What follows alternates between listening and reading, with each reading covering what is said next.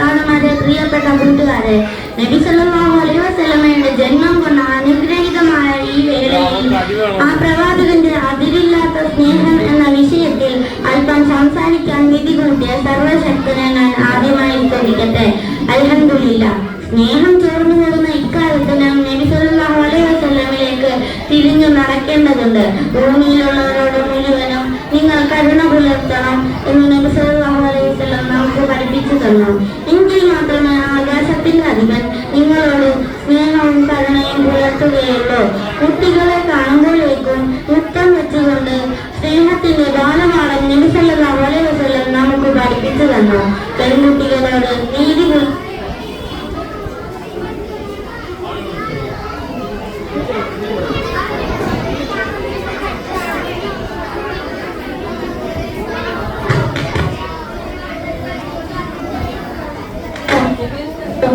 Hello അവരുടെ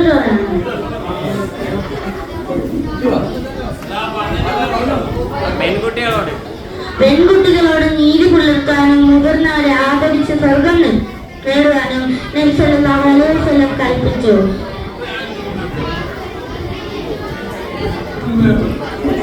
മുതിർന്നവരെയും അനാഥരെയും വഴിയാത്രക്കാരെയും ഒരുപോലെ തന്നോട് നടത്തിയ ആ പ്രവാചകന്റെ അതിരില്ലാത്ത സ്നേഹം മനുഷ്യരോട് മാത്രമല്ല, ഭൂമിയിലെ സർവ്വ ജീവജാലങ്ങളോടും പ്രകൃതിയോടും ഒരുപോലെ തന്നെയാണ്.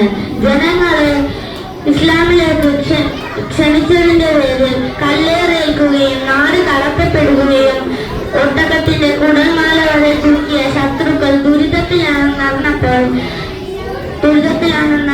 5000 സ്വർണ്ണ നാണയങ്ങൾ അടിച്ചു കൊടുത്ത ആ പ്രവാചകന്റെ അതിരില്ലാത്ത സ്നേഹത്തിന്റെ ഒരല്പമെങ്കിലും നമ്മുടെ ഓരോരുത്തരുടെയും ജീവിതത്തിൽ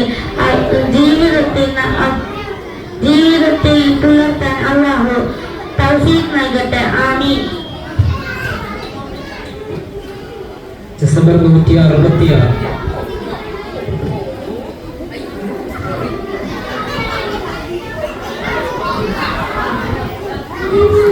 ബഹുമാനപ്പെട്ട ഉസ്താദുമാരെ, എന്റെ പ്രിയപ്പെട്ട കൂട്ടുകാരെ, അസ്സലാമു അലൈക്കും വറഹ്മത്തുള്ളാഹി വബറകാതുഹു. അന്ത്യ പ്രവാചകൻ മുഹമ്മദ് മുസ്തഫ സല്ലല്ലാഹു അലൈഹി വസല്ലമയുടെ ജന്മദിന ആഘോഷ ഈ വേളയിൽ നിങ്ങളോട് 2 വാക്ക് സംസാരിക്കാൻ കഴിഞ്ഞതിൽ ആദ്യം തന്നെ അല്ലാഹുവിനെ സ്തുതിക്കുന്നു. അൽഹംദുലില്ലാ. നമ്മുടെ നബി മുഹമ്മദ് മുസ്തഫ സല്ലല്ലാഹു അലൈഹി വസല്ലമ ധാരാളം മൂല്യങ്ങൾ നമുക്ക് പഠിപ്പിച്ചു തന്നു. അതെല്ലാം എൻ്റെ ഈ കൊച്ചു പ്രസംഗത്തിൽ വിശദീകരിക്കാൻ കഴിയില്ലല്ലോ. ഏറ്റവും പ്രധാനപ്പെട്ട ഒരു സംഭവം ഞാൻ നിങ്ങളുമായി പങ്കുവയ്ക്കാം. നമ്മുടെ നബി മുഹമ്മദ് മുസ്തഫ സല്ലല്ലാഹു അലൈഹി വസല്ലമ പറഞ്ഞിട്ടുണ്ട്, ഏത് പ്രതിസന്ധ ഘട്ടം വന്നാലും സത്യം മാത്രമേ പറയാൻ പാടുള്ളൂ. അത് വെറുതെ പറയുക മാത്രമല്ല, ജീവിതത്തിലൂടെ കാണിച്ചും തന്നു. അതുകൊണ്ടാണ് നബിയെ ശത്രുക്കൾ പോലും അൽ അമീൻ എന്ന് വിളിച്ചിരുന്നത്. ഒരിക്കൽ ഒരു അറാബി വന്ന് നബിയോട്